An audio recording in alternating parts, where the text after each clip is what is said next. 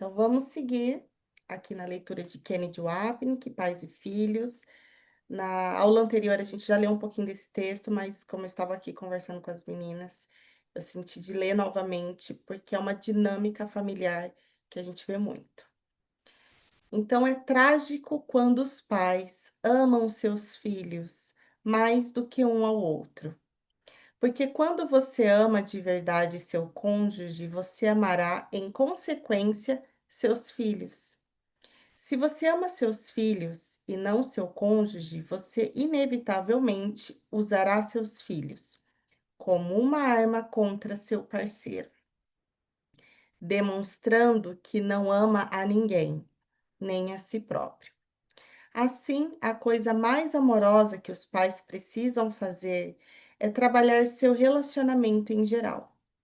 Porque sem uma união sólida e amorosa, mensagens ambíguas quase que com certeza irão ocorrer. A criança, então, será convocada a sustentar com seu poder infantil o lado quebrado do arco. E então, o sistema de pensamento abusivo e vitimador de seu ego fica inevitavelmente reforçado, ativo e explícito. A criança já crescida, sendo isso o que lhe ensinaram, muito provavelmente, como pai ou mãe, fará o mesmo com seus filhos ou com outra pessoa por quem seja responsável. Estava falando antes da gente colocar para gravar com a Odete. Se a gente parar para pensar, a gente conhece provavelmente algum casal da família ou de amigos que estão em um relacionamento e dão a desculpa de que não se separam por conta dos filhos. Ou porque já passou a vida inteira junto, já está ali 50 anos casado, separar para quê?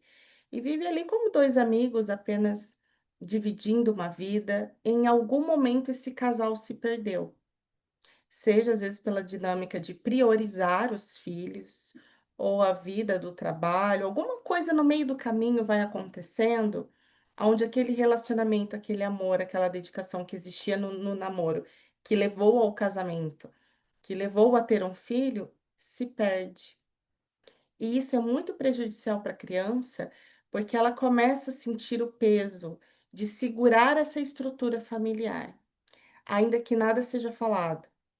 Que ninguém chegue para ela e fale: olha, o pai e a mãe não estão se dando bem, apesar de algumas crianças presenciar brigas constantes, a criança sente que algo está errado.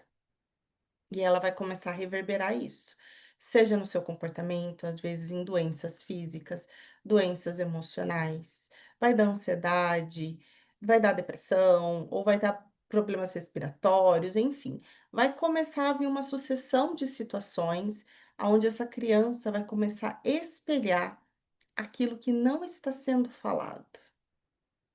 Então, é muito importante os pais entender que a relação é o pilar. Porque se eles não se conhecessem, se não existisse amor, essa família nem iria existir.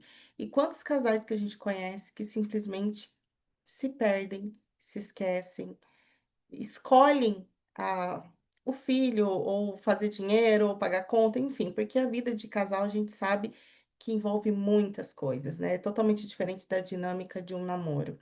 Mas é muito importante o casal entender que alimentar esse amor, essa relação, é muito importante para o sistema familiar e para a felicidade dos nossos filhos. Então, repito, o problema reside na desonestidade reinante.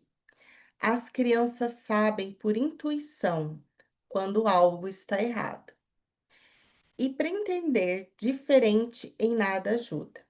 Para os pais, é muito melhor dizer, clara, mais docente aos filhos, que mamãe e papai não estão se entendendo, do que pretender que os filhos, que tudo esteja bem, quando as outras mensagens demonstram o contrário.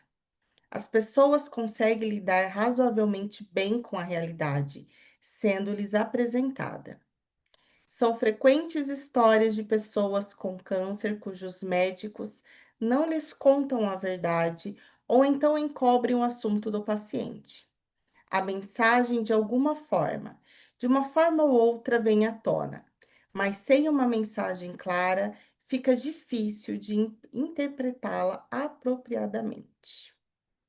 Não sei se vocês têm aí uma intuição aflorada, todo mundo tem, né? Vocês que já estudam o autoconhecimento provavelmente percebe. A gente sabe quando alguém está mentindo. Vocês já sentiram isso? Seja em relacionamento, amizade, alguém do seu trabalho está te contando uma história, alguma coisa. A gente sempre sente. Se a gente ficar presente, a gente sente quando a verdade não está sendo dita.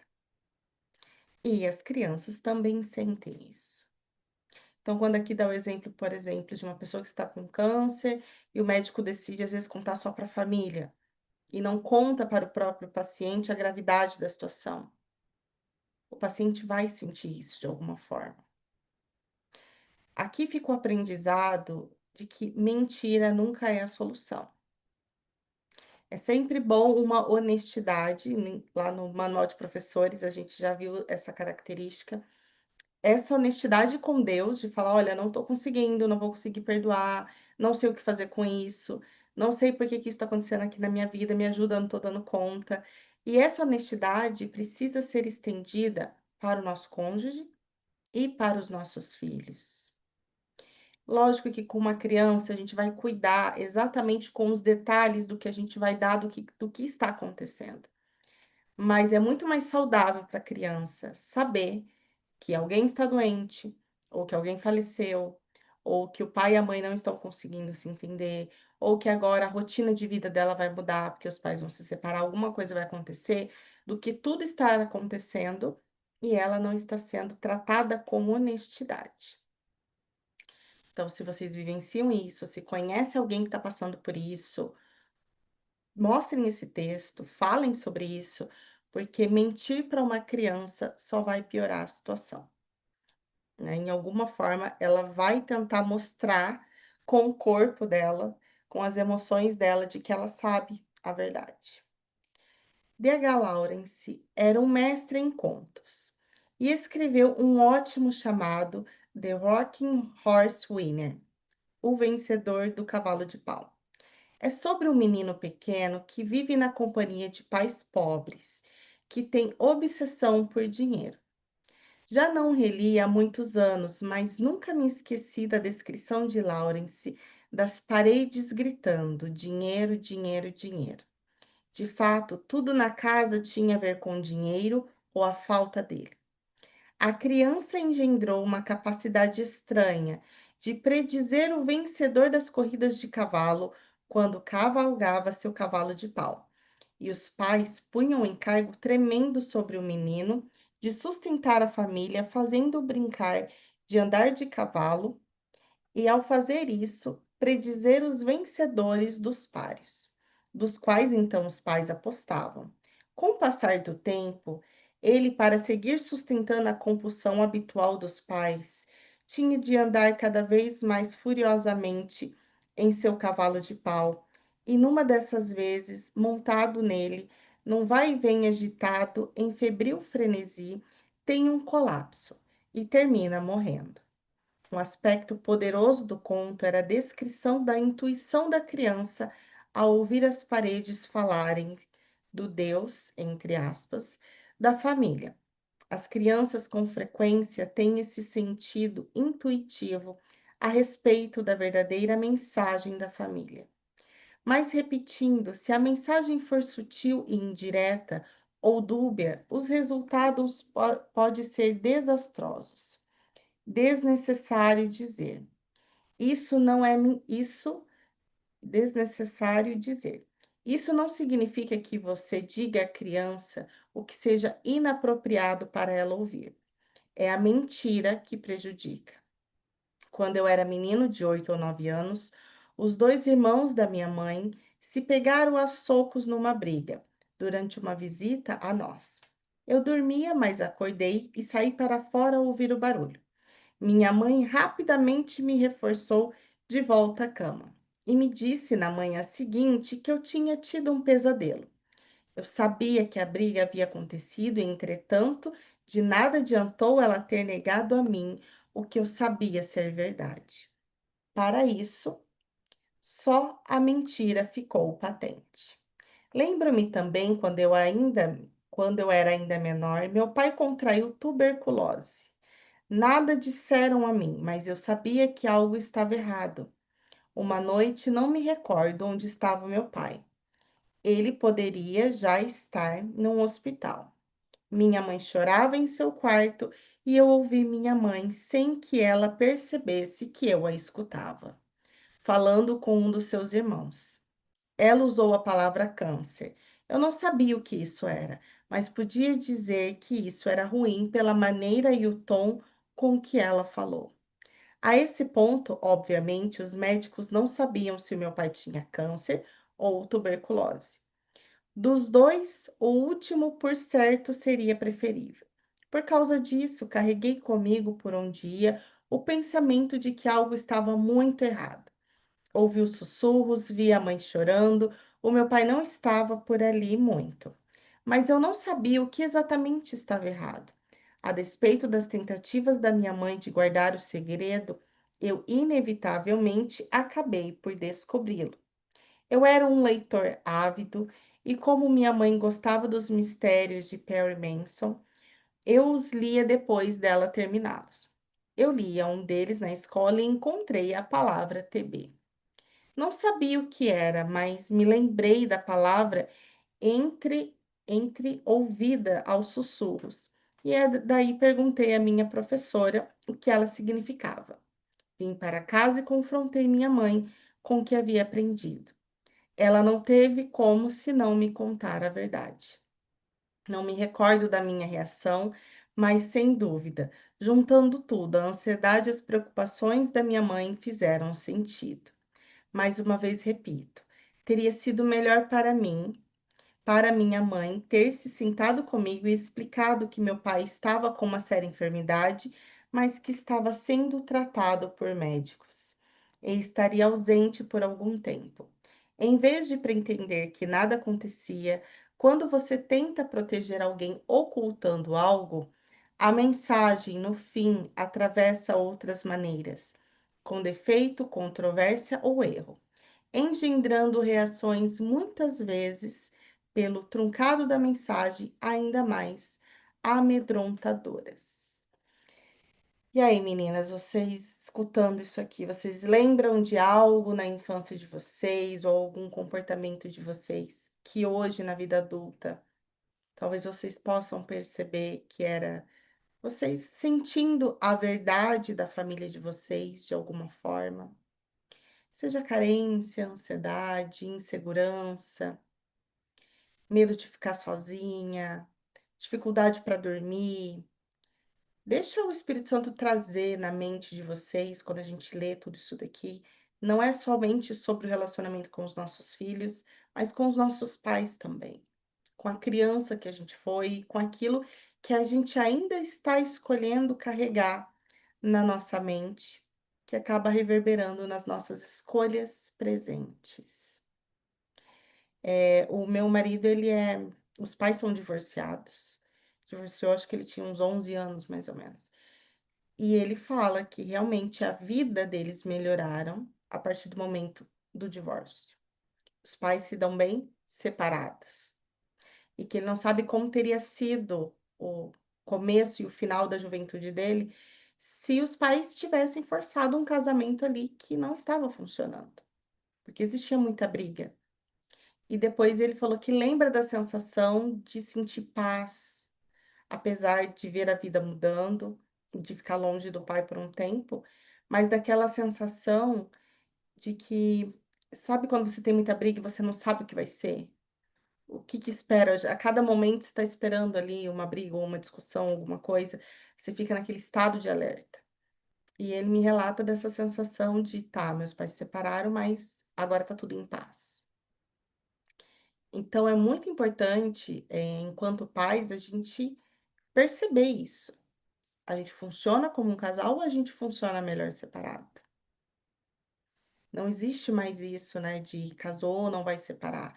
O casamento é maravilhoso quando as duas pessoas escolhem fazer esse casamento dar certo. Quando o amor realmente existe, a gente está conseguindo compartilhar esse amor com os nossos filhos. Senão, realmente não faz sentido para ninguém ficar em uma relação onde o amor não está sendo lembrado nos nossos pensamentos, nas nossas ações. Então, deixa vir à tona o que vier para vocês, depois vocês sentirem de compartilhar, tá bom?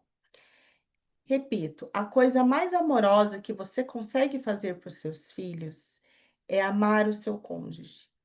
Ou então, se o amor ficou impossível, resolução sua, pelo menos com essa questão, seja colocada abertamente, delicada e suavemente, para minimizar ao máximo ou diluir a médio e longo prazo os choques e traumas que causam, pois trauma sempre haverá, dependerá do grau de interpretação do impacto. Você não precisa necessariamente compartilhar os detalhes desagradáveis e dolorosos, ou cruéis e violentos do relacionamento. Por isso, não conter nada de útil. Mas ajuda e muito, pelo menos, reconhecer perante a criança que algo está errado. A autenticidade não tem substituto. O que é particularmente comovente na descrição de Lawrence é que Ana muda quando seus pais mudam. Passado a se sentir segura, falando clínica e não metafisicamente, quando você observa o relacionamento entre os pais, você consegue frequentemente entender os problemas das crianças.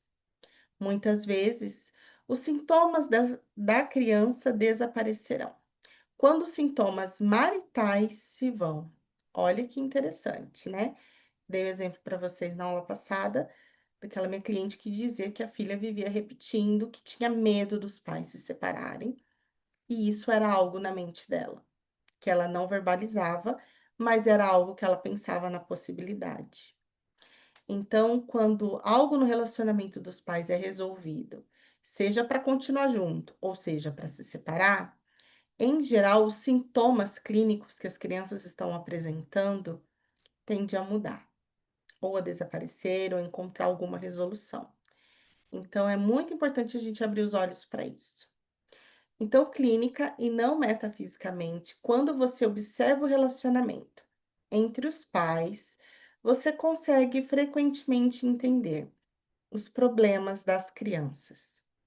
Muitas vezes, os sintomas da criança desaparecerão, quando os sintomas maritais se vão. Isso, entretanto, não significa necessariamente que o casamento fique intacto. Isso consegue ou não ocorrer, mas os problemas ficam resolvidos.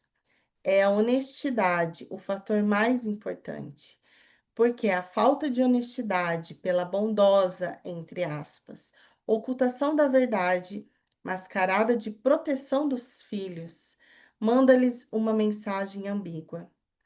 Tudo está bem, sendo que não está. Meu trabalho inicial como psicólogo era numa escola para crianças conturbadas. Rápido se tornou claro para mim que quase sempre o problema não era as crianças. Mesmo que algumas delas fossem psicóticas, a patologia estava na família. E então comecei a visitar as famílias, a que se tornou uma parte significativa do programa de tratamento na escola. Isso nos leva a outra observação importante. Se é verdade que é impossível amar alguém de quem você pensa precisar alguma coisa, constatamos ser irreal pensar que crianças consigam, por isso, realmente amar seus pais. Elas conseguem amá-los só quando já não mais ouvirem como seus pais, mas como irmãos e irmãs. Esse foi o ponto que levantei no início e voltaremos a ele mais adiante. Por outro lado, desejar que nossos filhos sempre nos amem é a parte do jogo do especialismo do ego. Eu quero que meus filhos me amem, por isso representa que eu sou um bom pai ou mãe, que significa que sou uma pessoa boa. A única razão, então, pela qual preciso que meus filhos me amem, portanto, é que eu, por mim mesmo, não creio ser um bom pai ou mãe. Por isso mesmo, certamente, não creio ser uma boa pessoa. Isso tudo é amor especial, pois focaliza unicamente em nós mesmos. Mais um trecho muito profundo que eu vou ler aqui novamente. Porque o que que acontece, né? Quando a gente acredita que não é um bom pai ou uma boa mãe por diversos motivos, geralmente vai ser aquele pai e mãe que não consegue ter autoridade, ou que enche a criança ali de presente, dinheiro, e seja o que for, mas não consegue dar a sua presença. A gente tenta compensar. Existem muitos relacionamentos assim, né? Por exemplo, os pais de final de semana, ou os pais que trabalham demais e acabam deixando os filhos com as avós, várias dinâmicas. Mas por que que eu tento fazer com que o meu filho me ame? Por que que eu tenho essa necessidade de me sentir amada pelo meu filho? É uma pergunta a ser feita, porque isso mostra o que está no meu inconsciente. Se eu preciso que ele reafirme, mãe, você é uma boa mãe, é porque algo em mim está me dizendo que eu não sou. E por que que eu estou acreditando que eu não sou uma boa mãe? Aí abre um momento para a gente olhar para as nossas crenças. E por que que eu acredito que eu não sou uma boa pessoa? E será que é verdade tudo isso que eu estou acreditando? Será que esses pensamentos que eu estou alimentando de culpa são reais? Se a gente entra na abstração de um 100, a gente já sabe que não são reais. São experiências, são crenças que estão colapsando aqui na minha mente e precisam ser corrigidas através do amor. E tem aquela dinâmica também que sufoca da mãe que tem essa necessidade de se sentir amada pelo filho, aí o filho cresce, ela não corta o cordão umbilical e não deixa o filho viver também. Tá ali o tempo todo se intrometendo na vida do filho, o filho já é adulto e ela tem a necessidade do filho contar tudo para ela, ou pedir bênção para ela, né, no sentido de seguir as orientações dela, e se esse filho não segue essas orientações, é uma mãe que já manipula, seja através do drama ou de outras formas. São dinâmicas que acontecem frequentemente. E isso um 100 vai chamar de amor especial. E o amor especial é um equívoco. Na verdade, todos os relacionamentos acabam sendo amor especial, né? Mas alguns prejudicam um pouco mais quando a gente olha aqui, né, de uma forma clínica falando. Então, vou ler novamente essa parte para a gente integrar bem isso daqui. Tá? Por outro lado, desejar que nossos filhos sempre nos amem é parte do jogo de especialismo do ego. Eu quero que meus filhos me amem porque isso representa que sou um bom pai ou mãe, o que significa que sou uma pessoa boa.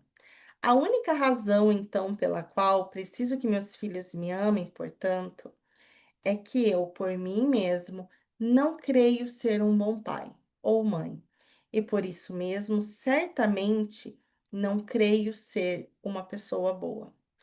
Isso tudo é amor especial, pois focaliza unicamente em nós mesmos. Uma outra forma da gente observar quando o pai só está preocupado em si mesmo é quando esse filho segue um rumo que o pai acredita que não é bom para ele. E ele, né, ou para de falar, ou corta relações, por exemplo, quando é questões sexuais, de orientação sexual, ou questões de uma profissão que o pai e a mãe não aprova, ou até mesmo casar com alguém que o pai e a mãe não aprova. Os pais tentam manipular através de uma punição mesmo, moral ali para aquele filho. Em algum momento, aqueles pais estão preocupados somente que esse filho obedeça. Você não perguntou como seu filho se sente, o que que ele pensa sobre a vida, o que que ele deseja para ele, por que que ele pensa completamente diferente de você, porque você está querendo um caminho para ele, ele quer outro. Como ele se sente sobre isso? Por que que esse pai e essa mãe não deixam simplesmente esse filho existir enquanto indivíduo e seguir sua própria jornada, o seu próprio caminho? Ah, mas você vai se ferrar com essa escolha, ou você vai sofrer, porque geralmente as manipulações acontecem dessa forma, né? Eu falo isso para te orientar, porque eu não quero que você sofra, porque eu desejo o melhor. Desejar o melhor para o teu filho é simplesmente deixar ele existir, é confiar, é acreditar. Enquanto indivíduo, enquanto irmão que está aqui dividindo essa jornada com você, ele tem todo o direito de errar e de acertar, e tá tudo certo. Então, a gente precisa também observar como a gente se relaciona com os nossos filhos, quando apresenta essas questões, e também olhar para o nosso relacionamento com os nossos pais. Eu sinto que eu cortei os meus cordões umbilicais da família toda quando eu saí do Brasil. E eu sou filha única, meu filho é o único neto, e essa distância foi maravilhosa para nossa relação, porque daí eu realmente passei a ser enxergada e respeitada como uma adulta, porque antes era realmente uma extensão. Olha, faz isso, cria seu filho desse jeito, sabe aquele monte de pitaco ali onde você não consegue respirar e existir. Então, é muito importante, às vezes, a gente ter essa conversa saudável e realmente cortar esse cordão umbilical.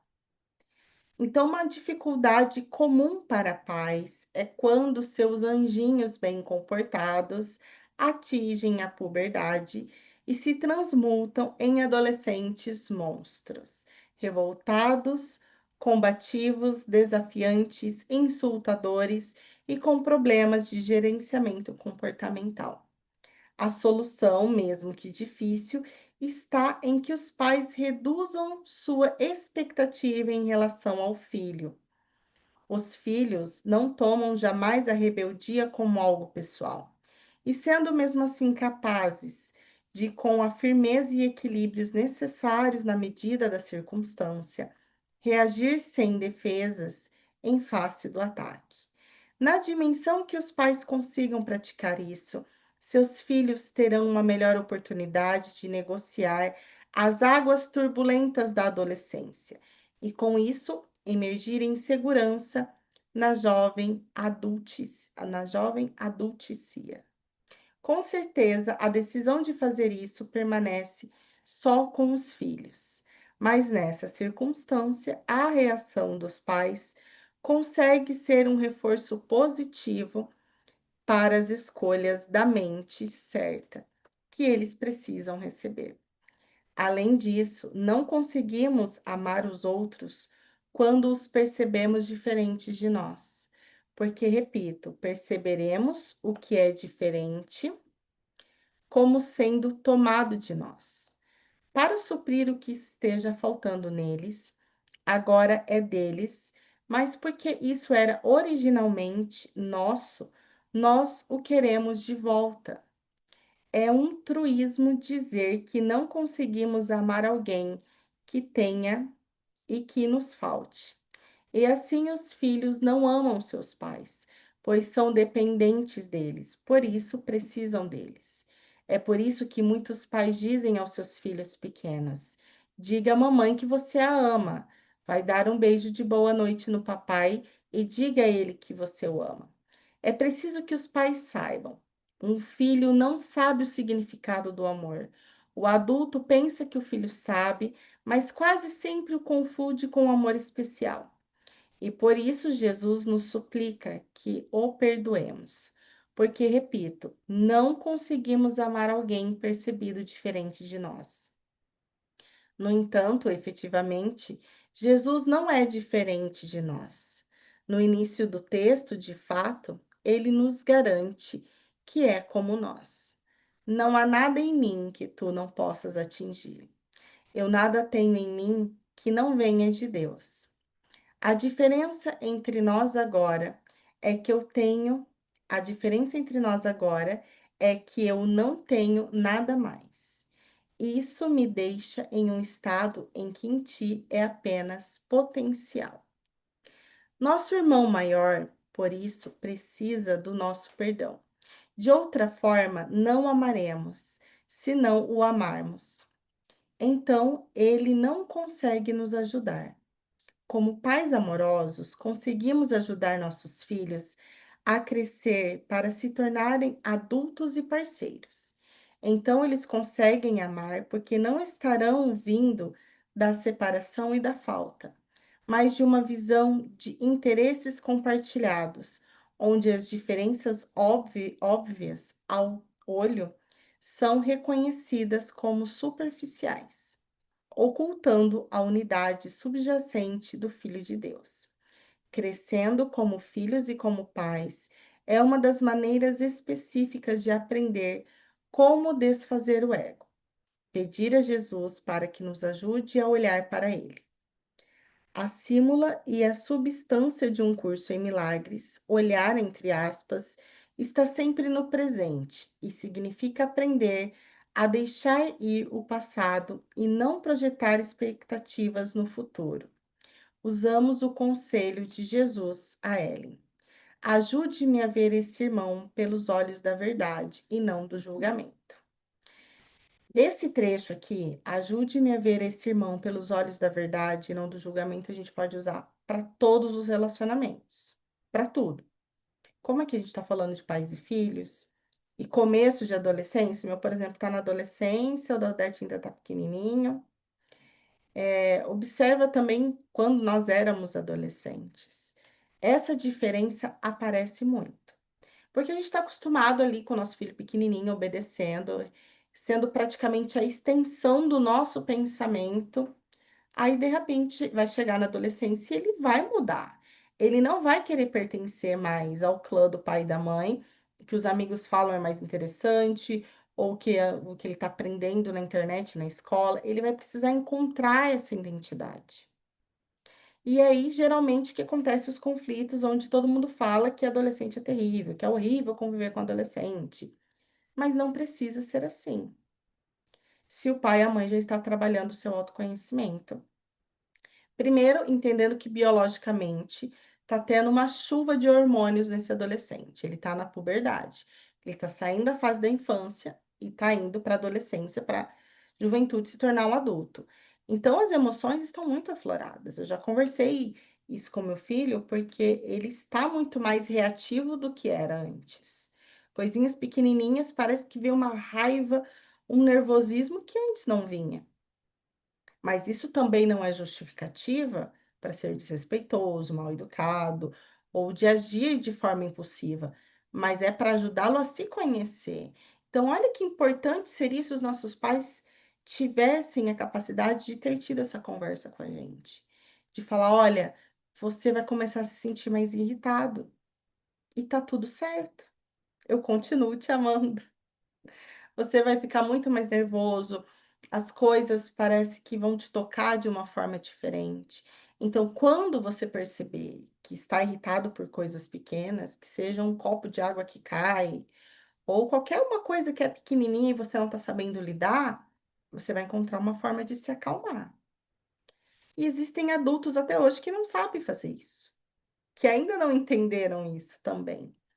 Então, ter essa conversa com os adolescentes e mostrar para eles que biologicamente eles estão mudando, então eles vão sentir de forma diferente, e não simplesmente colocar o rótulo de que o adolescente é problema, de que o adolescente é um monstrinho e a gente deixa ele ali no canto, ou impor a nossa autoridade de eu sou sua mãe, eu que mando. Isso não vai ajudar no relacionamento.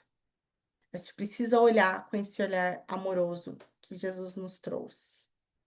Então, ajude-me a ver esse irmão pelos olhos da verdade e não do julgamento. Então, saindo também da esfera de pais e filhos, a gente pode usar isso aqui para tudo. Para o relacionamento com os nossos pais, que pela questão de geração pensa completamente diferente da gente. Em alguns casos, vai ter sim diagnósticos de pais narcisistas, abusadores e tudo mais. Cada um de nós aqui vai ter a sua história. Mas para quem está estudando um curso em milagres, entender esse meio do caminho, de que, em última instância, esse ser é só amor. Só que aqui nesse relacionamento eu também preciso aprender a pôr limites, de uma forma amorosa, não culpando, não agindo de forma reativa, não colocando a responsabilidade da minha infelicidade nos meus pais, por exemplo. Ah, porque se você tivesse sido uma mãe melhor, porque meu país, porque isso, aquilo. A gente precisa entender que agora eu sou uma pessoa adulta, então eu sou responsável pelas escolhas que eu faço.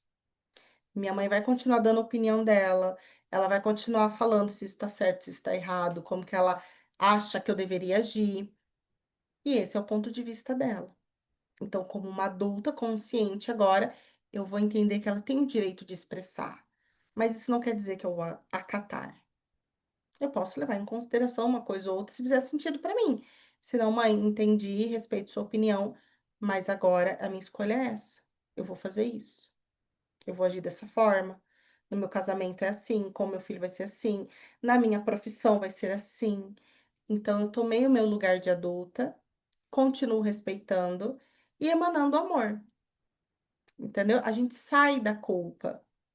Isso, gente, muda completamente a nossa experiência com a nossa família, com os filhos, com os pais, com o cônjuge, no trabalho.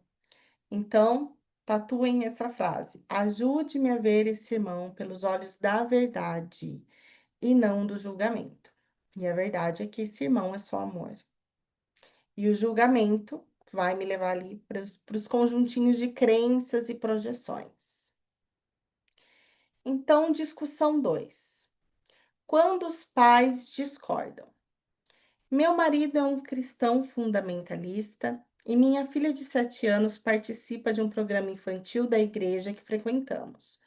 Outro dia, depois do culto, ela voltou para casa e disse: Pastor Bill disse que qualquer um que não crê em Jesus vai para o inferno.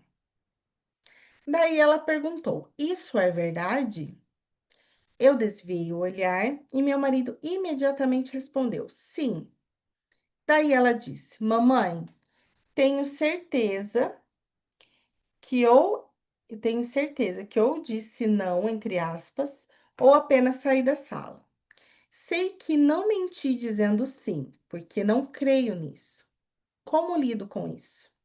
Tenho certeza que esse assunto não vai parar por aí. Antes de ler a resposta, eu vou compartilhar mais ou menos com vocês como que eu comecei a abordar esse assunto com meu filho.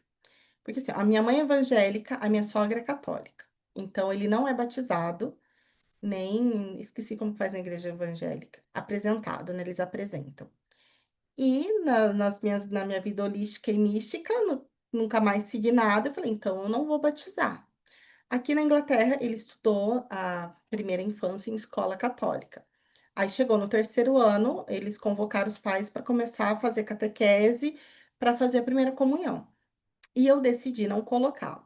Sentei com ele e expliquei. Falei, olha, papai e a mamãe não seguem a igreja católica, então não faz sentido eu colocar você para estudar e fazer a primeira comunhão, porque a gente não vai na missa aos domingos. E a criança, ela só está seguindo ali o que os pais estão fazendo. Então, eu expliquei que os amiguinhos iam começar a sair da sala para participar, que ia ter isso, mas ele não iria participar, porque a gente, ele até traduz na época, porque aqui é Christian, né? Ele fala, mãe, por que você não é cristiana? Aí eu expliquei que eu acredito em Cristo, mas eu não sigo a doutrina católica. E expliquei por que que ele não é batizado. E ele super entendeu e morreu aí o assunto. Não se sentiu rejeitado ou não pertencente, ah, eu quero, ele não pediu, e ficou claro nisso. Então, essa parte que diz sobre sentar com a criança e conversar é a melhor coisa a ser feita.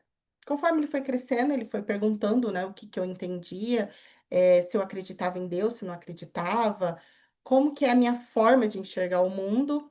E no dia a dia eu vou compartilhando e explicando isso para ele. Então, assim, nesse momento ele é um menino de 14 anos que ele não tem religião, mas ele acredita em Deus, ele acredita no amor, ele tem os valores e tudo isso aqui que eu compartilho com a minha vida de uma certa forma, ele vai absorvendo. Então é muito, mas eu e meu marido a gente combina nisso, né? Então já seria uma questão, por exemplo, se o meu marido tivesse uma religião, aí ia ser mais difícil a gente talvez entrar num consenso. Como é a questão da pergunta aqui, o marido tem uma crença e ela não acredita totalmente nisso que o marido respondeu para a filha. Então, nesses casos, o que seria interessante? O marido e a mulher entrar nesse consenso de falar: olha, você vai ensinar o que você acredita e eu também vou ensinar o que eu acredito, E a gente vai dar oportunidade para essa criança escolher o que faz sentido para ela. Eu expliquei para o meu filho que eu não batizei, porque quando ele crescer, ele vai ter a liberdade de escolher o que faz sentido para ele, o que ele quiser, da experiência. Se ele chegar amanhã para mim e falar assim, mãe, decidi que quero ser evangélico, é isso, vai ser a escolha dele. Então, é muito importante ter essa conversas com as crianças, até porque elas vão entendendo o mundo em sua volta. Porque vai ter amiguinho que tem uma religião diferente, então ele vai aprendendo a respeitar, entendendo aquilo que ele acredita, o outro talvez não acredita e ele respeita isso. Então, é muito importante ter essa conversa com as crianças e até perguntar o que que ela acredita, o que que faz sentido para ela, como que ela enxerga esse mundo. Como que ela acha que é a existência? Deixa a imaginação fluir. Eu lembro quando o Augusto era pequenininho, eu adorava ter esse tipo de conversa com ele, e a gente ia de planeta Terra a ET conversando. E ele só trazendo a imaginação dele e, sabe, trazendo, colocando tudo para fora ali, o que que existe na mente das crianças. Então a resposta é essa. Não seria útil mentir e declarar que se você não crê em Jesus, você irá para o inferno, especialmente se você não crê nisso. Mas também nada ajuda abertamente contradizer seu marido, porque isso põe sua filha entre os dois. Isso também não seria amoroso, que você, isso também não seria amoroso. Acho que eu errei aqui. Isso também não seria bom para o relacionamento em geral. Em casa, no casamento, portanto, a coisa mais amorosa que você pode fazer por sua filha nessa questão é dizer com efeito: há algumas coisas que a mamãe e o papai, entre eles, não concordam.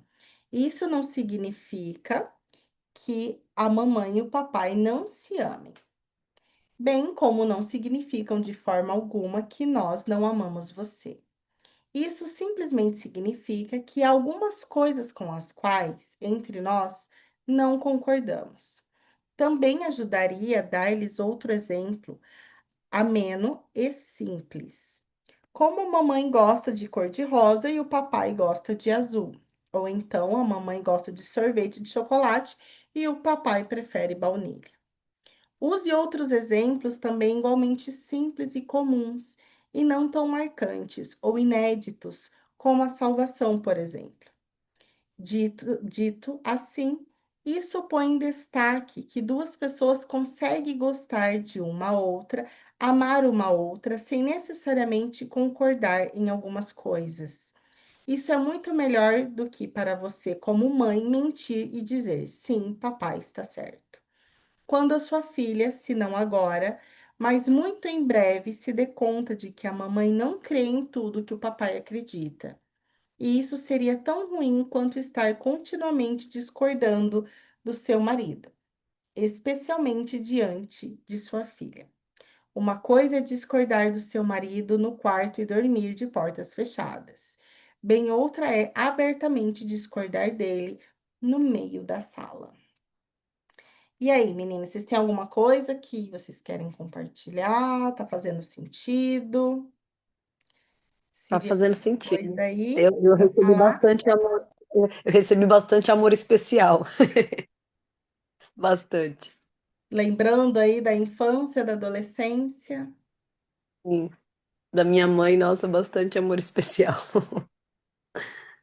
e É. como que Mas é fica isso, a para gente... você? Você consegue olhar e perdoar ou ainda vem um ressentimento do tipo, ah, não deveria ter sido assim? Não, assim, eu sinto que eu já perdoei. Eu só sinto que, assim, me dá um pouquinho de trabalho. É como se eu tivesse, como eu fui criada como se fosse numa bolha, eu sinto que é mais difícil. Às vezes parece que eu tô enfrentando coisas que eu já deveria ter enfrentado antes, né? Então, assim, não que o meu amadurecimento foi tardio. Até nesse ponto, eu já era madura, que eu era mais amiga da minha mãe do que filha, né? Eu me sentia mais assim.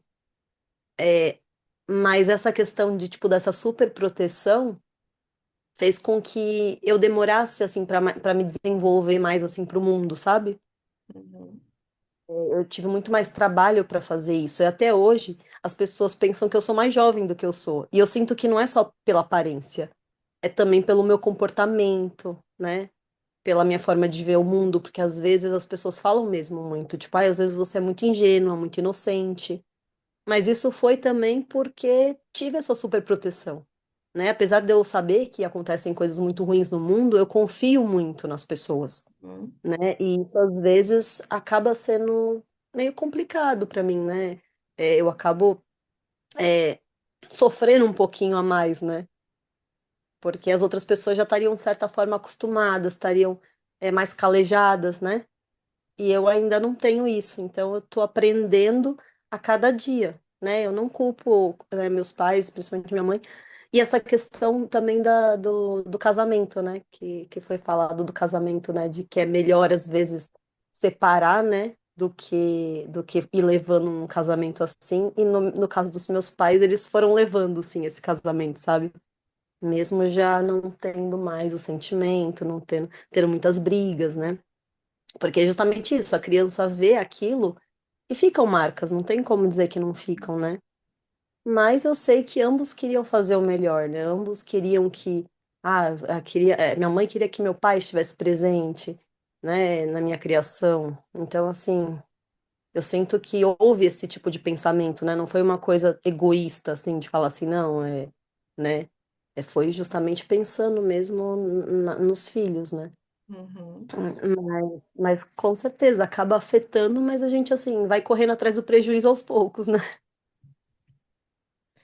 Sim, Dani, é muito interessante e normal isso aí que você trouxe, porque é um conflito mesmo no mundo, né? Ser Sim, inocente ou não ser. Porque, da mesma forma, quando você fala assim, ah, eu sou muito inocente, eu acredito nas pessoas, né? Eu acredito no amor, e as pessoas falam que eu sou muito bobinha, mas vale a pena também acreditar na dor, no sofrimento, na tragédia, no pior das pessoas? Tá preparada sempre para o ataque? Aonde que isso também é saudável? A sim. gente tem que se questionar isso também, né? Essa inocência que você fala que talvez você não deveria ter. Uhum. Acaba Não, às vezes não tenta, pensando entendeu? muito Vezes, também. às vezes falam que, por exemplo, esses dias falaram isso pra mim, falaram assim, você já percebeu que talvez você caísse no conto lá do maníaco do parque? Eu falei, meu Deus do céu, acho que não, né? Porque, porque eu não queria ser modelo nem nada do gênero, acho que ele não ia conseguir me convencer. Hum. Aí a pessoa falou assim, mas saiba que ele também usava outras táticas, né? Ele patinava ali né, pelos jardins, tal. Então, aí você imagina patinando tudo, a pessoa te chama para patinar, você acha que, né, é uma pessoa boa, né? Então, assim, nessa parte, assim, o excesso de inocência que é o problema, né? Às vezes não é nem tanto a inocência, né? Que Jesus fala que a gente deveria ser inocente como as crianças, né? Então, assim, a questão não é nem tanto a inocência, mas às vezes o excesso, né? O que acaba se tornando prejudicial até, sabe? Hum. E Isso eu sinto que realmente. você acredita nisso, que você é inocente a ponto de ser enganada? Sim, porque eu já fui enganada já algumas vezes já. Tá, então agora que você já está estudando um curso em milagres, não sei se você está fazendo os exercícios, comece a praticar a entrega dessa crença no ataque, porque percebe Sim, que foi uma experiência que você vivenciou e que agora você continua trazendo com você para as sim, próximas relações, seja de amizade, amorosa, seja o que for. Lógico que aqui no sim, mundo a gente vai tomar os cuidados normais e necessários, mas não necessariamente as próximas pessoas que vão chegar até você é para te enganar. E percebe que fica muito forte em você essa história ainda. Então vai entregando essa ideia de eu tenho que me defender, eu sou muito inocente, eu sou bobinha, as pessoas vão me enganar, todo mundo tá falando isso para mim, e vai reforçando essa crença em você. Volta para esse lugar de adulta, ser grata por tudo isso que você recebeu dos seus pais, todo esse cuidado, direcionamento que eles te deram. E daqui para frente, o teu professor interno, que é o Espírito Santo, vai te conduzir para as pessoas certas, para os lugares certos. E daí é uma Amém. inocência diferente, né? Uma inocência de eu confio no Espírito Santo, eu tenho uma inteligência em mim, uma sabedoria em mim que vai me conduzir para o lugar certo e para as pessoas certas aonde eu tenho que estar, Amém. né? E vai tirando essa inocência bobinha que o mundo diz que é Sim. prejudicial, É certo? porque às vezes quando muitas pessoas reforçam isso, você começa a meio que acreditar, né? Sim. Você acaba comprando essa ideia, né? De tipo, nossa, será que eu sou assim mesmo? Porque realmente, né? Teve aquela situação, teve aquela outra, você começa, né, a meio que validar isso dentro de você. É assim que o ego funciona. É exatamente assim. É uma crença de que eu não estou preparada para a vida, porque assim, ó, o ciclo. Você foi ali muito protegida pela sua família, como você mesmo disse, que você cresceu em uma bolha. Então, constantemente é o quê? Dani vai machucar, Dani, você não está preparada para isso, Dani, Uhum. você não tem idade para isso, não, isso aqui não é para você. Aí você vai para o mundo morrendo de medo, porque esse mundo deve ser muito maluco, então deixa eu me defender. Aí as relações que Exato. você tem, as pessoas te enganam, aí você volta pro casulo lá, meu Deus, eu realmente não estou preparada para esse mundo. Eu sou muito bobinha, Uhum. inocente. Sim, E o é ego vai exatamente. reforçando. Vai reforçando. Mas você não É bem precisa isso. mais acreditar nessa história que te contaram, Sim, né? Porque a tua real identidade é um com Deus. Você é o sim, amor perfeito e eterno. E dentro de você tem essa sabedoria interna que, e dentro de todos nós, que é o Espírito Santo, segundo aqui na linguagem do 100, que é o nosso professor interno. Ele vai me conduzir da maneira correta para onde eu tenho que ir, onde eu tenho que estar. Então você não precisa mais pedir bênção para tua mãe, para teu pai, perguntar o que que seus amigos acham que você tem que fazer ou não. sim. Isso eu fazia muito, muito, muito, muito. Hoje em dia eu tô parando mais e tentando ir conversar com Deus, porque eu tinha muita essa insegurança. E realmente eu acabava pedindo essa validação das Sim. pessoas próximas, porque eu não confiava em mim mesma, né? Uhum.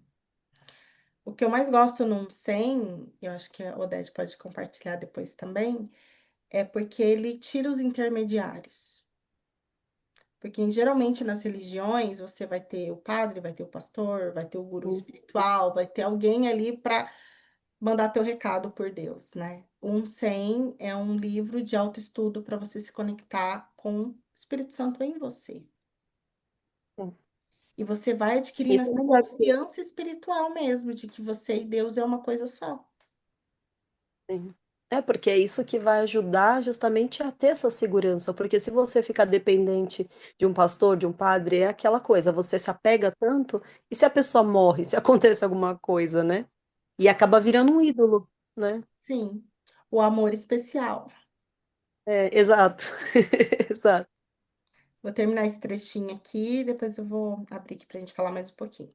Então, no final das contas, teologia não faz qualquer diferença.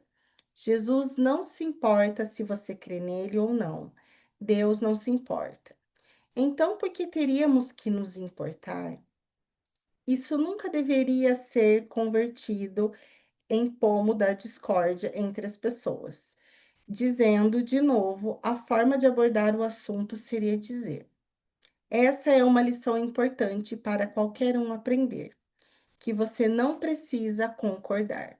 Discordar dos outros não significa que você os odeie, significa apenas que você tem uma opinião diferente em referência a alguma coisa.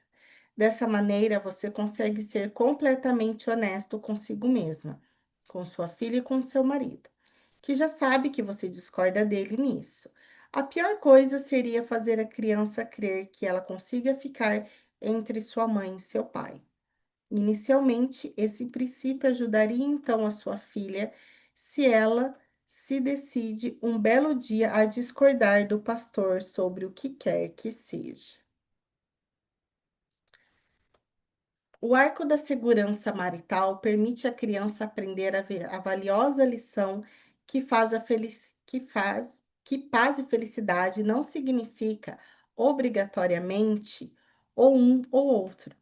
O amor consegue existir e predominar, mesmo quando haja diferenças intelectuais, Quando a lição é aprendida, torna-se difícil para ela jogar mamãe contra papai. Entretanto, se a criança presente ou experimenta um conflito entre sua mãe e seu pai, e ter uma diferença de opinião não é um conflito, ela irá muitos quilômetros nisso quando possível, tornando todos na família infortunados, ela própria, inclusive. O casamento então se torna um campo de batalha e a menininha um canhão devastador, que cada lado tentará usar contra o outro. Mais uma vez, a coisa mais amorosa que você consegue fazer para os seus filhos é fazê-los sentir segurança e tranquilidade de crescer sobre um arco, o amor entre seus pais. Então, depois seguimos na página 74. E aí, meninas, o que mais vocês têm para me dizer? O que ficou para vocês? Odete, quer falar um pouquinho? Para mim ficou muita coisa. No início, assim, você lendo ali dos pais não falar a verdade, aí veio muita coisa. Assim, dos meus pais, bem pouco, mas com relação ao meu sogro e minha sogra conosco, veio toda a vida. Porque assim, meu marido foi o último filho a sair de casa e eu teria sido a primeira, né? Então nunca saí de casa.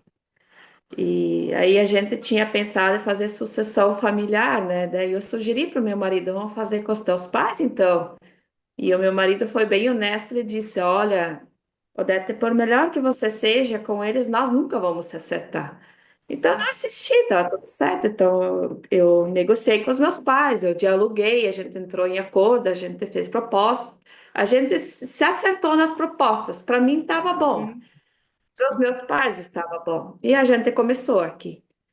E já de início, o sogro e a sogra já não apoiaram a gente, já não gostaram, já vinham opiniões contraditórias, já eles começaram a, tipo, não apoiaram em nenhum sentido a nossa escolha. Uhum. Foram quase 12 anos em que eles, assim, ficou muito evidente que foi tudo contraditório o que eles faziam. Até que eu tive que perguntar, José Chulita, o que vocês querem? Aí eles falaram, nós queremos que vocês façam sucessão familiar na nossa propriedade. 12 anos em que eles não conseguiram contar.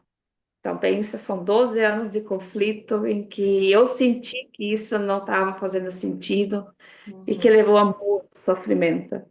E aí eu vou emendar com o que a Dani também disse, a ingenuidade. Eu também, assim, muita ingenuidade, sentia que estavam me enganando, que estavam me passando para trás, mentiras. E assim, meus pais assim diziam: "Não, você tem que perdoar eles, você precisa conviver com eles, saiba lidar com eles". Meu marido também vinha e dizia: "Você tem que suportar isso, você tem que lidar com isso". E para o meu marido eu dizia: "Não, eu não vou permitir que faça isso comigo". E aí eu fui me afastando sem falar com o sogro e a sogra. E Uhum. em um dado momento eu simplesmente disse: "Não, daqui para frente ninguém dita mais as regras para mim. Sou eu por mim. Eu vou botar limites e regras. Eu não vou fazer mais o que o pai e a mãe querem". E Uhum. aí eu tomei as rédeas, daí eu fiz aquilo que eu falei ontem, que daí eu acordei, porque assim, eu estava já na depressão, eu disse força, coragem e sabedoria para Deus, aí consegui lidar com isso. Por isso que hoje eu olho para trás e digo, ok, eu fui ingênua, mas foi isso que me fez Uhum. chegar onde eu cheguei hoje, né? E é por Sim. isso que a gente teve que se afastar deles, né? Uhum. Porque não dá mais para conviver. E hoje a aula foi assim, reforçar que eu estou no caminho certo. Sim. E como você diz, né? O curso em milagres faz isso, ele tira o meio, não precisa mais do padre, não precisa da mãe, não precisa mais do pastor, vai direto aonde você precisa ir. Sim. É Te leva, libertador, né? te leva para a verdade, para a luz. Uhum. Essa lembrança desse amor. É muito lindo Uhum. isso mesmo. E esse aprendizado, né, para a gente que está ainda com filhos pequenos, de realmente entender que o melhor que a gente pode fazer por eles é ser honesto com a gente. com Eu a gente. preciso estar feliz e em paz. Então, eu vou cuidar da minha mente, do meu coração, do meu autoconhecimento, porque a vida vai conduzir o meu filho para o caminho que ele tem que seguir e eu só tenho que estar aqui para amar e respeitar. Uhum, Aí não fica pesado nem para ele, nem para mim. uhum. E é bem gostoso que assim, agora eles já foram dormir, mas assim, a maioria das vezes eles estão ali, né, brincando ou fazendo uma coisa, e aí outros horários eles vêm, mas na aula vocês falaram isso. Eles estão captando tudo que a gente está estudando aqui. Isso é Sim, maravilhoso. é maravilhoso, vai ficando. Eu observo Sim. isso no meu filho, que apesar dele não ter uma religião para seguir, parece que ele entende tudo já, o que eu estou passando aqui, o que eu estou vivenciando, já tem uma consciência assim bem diferenciada de outros adolescentes, porque realmente ele está absorvendo o que eu estou escolhendo Sim. aprender para mim, entendeu? Eu não Uhum. tento colocar nada na cabeça dele, eu deixo ele Sim. livre para se descobrir, mas é isso, vai aprender. As crianças aprendem pelo exemplo, né? Sim. Quando a gente tem Isso. bons exemplos, que nem se vocês se amam, se Uhum. cuidam, né? Estudam, a criança está olhando o tempo todo. É o que você falou, Deth. Tipo, as crianças estão captando tudo. Aí o que acontece? Se elas veem que você se ama, que você se cuida, que você cuida também da parte espiritual, ela vai levar isso para ela. Isso fica para a vida toda. Isso é muito bom. Yeah. É esse o caminho. É. Gratidão, meninas, amei o texto de hoje. Parabéns. Seguimos juntas, então. Terça estamos de volta aqui para a gente continuar com esse livro maravilhoso, tá bom? E o que vocês precisarem, vocês têm lá meu WhatsApp, só chamar, a gente conversa. Tá bom. Obrigada, obrigada. Beijo, Boa boa noite noite. para vocês. Boa Beijão. noite.